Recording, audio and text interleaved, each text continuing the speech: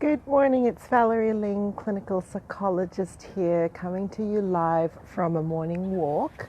I am delivering a webinar at 1 o'clock today on beating burnout, and I was finding myself stuck in a whole bunch of negative self-talk. Yes, it happens because a whole bunch of health professionals are going to be either listening to the webinar live or getting the recording. And you know, when you get into that moment of the temptation to self-sabotage yourself is so real. And I woke up early and I thought that the drive to self-sabotage was to don't have breakfast, hop onto the computer, because as if that's going to do a whole bunch of good for me if I just go research. I really don't know what I'm talking about. I need to hear what other people are saying and put it all into space. And then when you go and look what other people are saying, then you think, oh my gosh, they're saying it so much better than me. Who am I? What am I doing? Anyways, I recognized the self-sabotager in me and knew that I had to step out into a reflective space and actually go for a walk. And I chose a destination. Here it is. If you know where this is, please keep it to yourself because I don't want the world to know where I am necessarily this morning. But I've come to one of my favorite spots to go for a walk. And the destination was as important to me as the journey, because this is not a close place for me to walk to, but the reward is amazing. I never ever regret it. So I want to tell you a story. As I was walking, I have put on my favorite piece of music at the moment. I'm really into listening to the cello. It's like this old groaning soul that is melodic, and it made me think of music and song. So I'm going to tell you a story. Psychology was not my first choice of a profession. My first love is music. And for as long as I can remember, I have wanted to be a professional musician in some capacity. And the story starts with a story of a 4-year-old who couldn't resist playing on any type of piano or keyboard even then, even when my feet couldn't reach the pedals. But I was remembering a story of when I was actually 16, and many years, every year we would do a competition, and you'd start really little when you were 10 or 11, and you'd play these delightful pieces and everybody would give you a clap. But it would get to the stage where it start to compete with your high school studies, and you really need to make that decision. Am I going to keep going with these competitions? And I was 16 at this time, and my music teacher was not a fan of these competitions. In fact, every year he would just groan and say, oh, there's no point to these things. All they do is they, pretty you up and put you on a stage and make you play all kinds of fancy things that really doesn't develop you as a person or as a musician. And this was one such year. This was one such year where, again, he was like, oh, all right, we'll do it, but I don't really want to do it, but let's just pick something for you.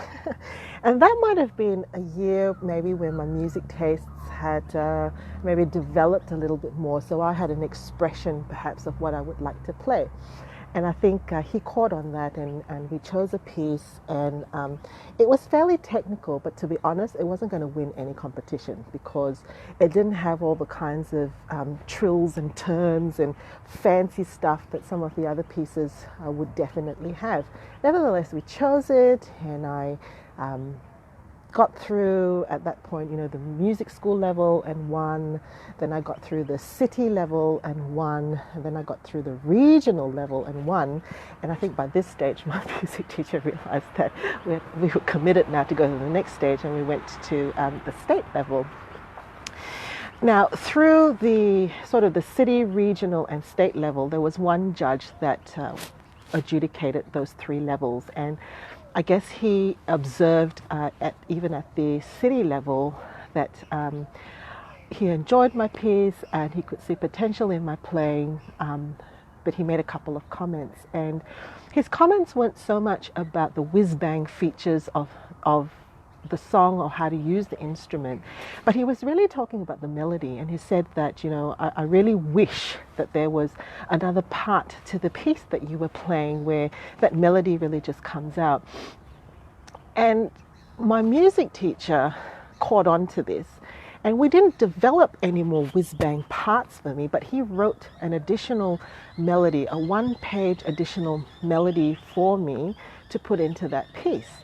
And when he played it for me, I was taken to another place. It was just mesmerizing. And of course, the gift that he had composed it himself, that was such a gift for me to actually hear him. Not just what was in his head, but as a music teacher, you don't often get to show your musicality, but this was really showing his musicality in the composition piece that he put in. We got to state level and we played this new version of the piece, and the judge writes in his comments a lot about the melody of the piece and how it just sang through the crowd, etc. I didn't win. In fact, I made a lot of mistakes. I was so nervous that I pretty much botched it up from the beginning, right? But that was a wonderful moment for me. The song became the joy. And that song was communicated, I suppose, for me, to different segments. Number one, my music teacher and I connected at a level that we were speaking another language, and we were having a conversation that was definitely musical.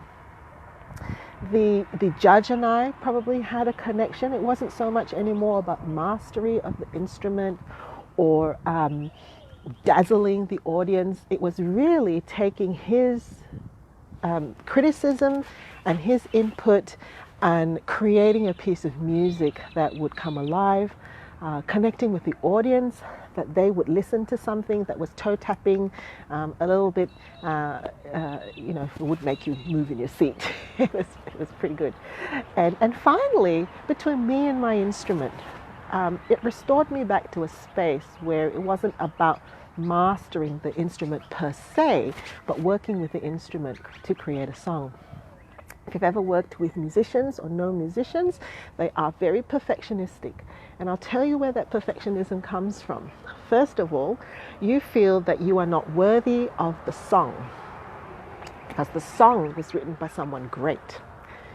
Then you don't feel worthy of the instrument that you play because that instrument comes from a history, aka a history of protégés and people who have given dignity to the instrument.